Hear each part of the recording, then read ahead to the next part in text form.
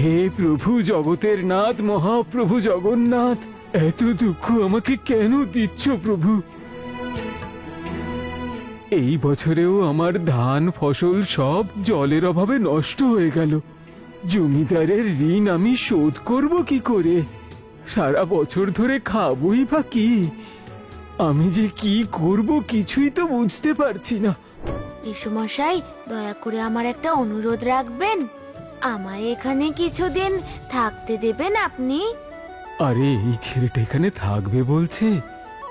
আমি নিজেই তো অভাব অনটনে অনেক কষ্ট নিয়ে চলছি। একবেলা খেলে একবেলা উপবাসে থাকছি। এই ছেলেটাকেই বা আমি কি খেতে এনে দেব? কিন্তু বাড়িতে আসা অতিথি তো ভগবানের সমান। এই ছেলে, তুই কি বলছিস তুই নিজে জানিস? দাঁড়াও সুরেন্দ্র, ওকে লড়তে দাও তুমি, কিন্তু একটা শর্ত আছে। ও যদি হেরে যায় ওকে ন্যাড়া করে গ্রামের বাইরে বের করে দেওয়া হবে। জমিদার মশাই, আমি আপনার শর্তে রাজি আছি, কিন্তু আপনিও আমাকে একটা কথা দিন।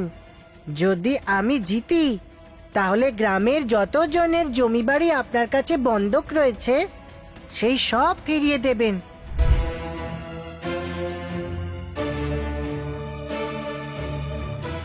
এত বছর পর সোনার ফসল হয়েছিল, কিন্তু মনে হচ্ছে এই ঝড় বৃষ্টির জন্য সব নষ্ট হয়ে যাবে।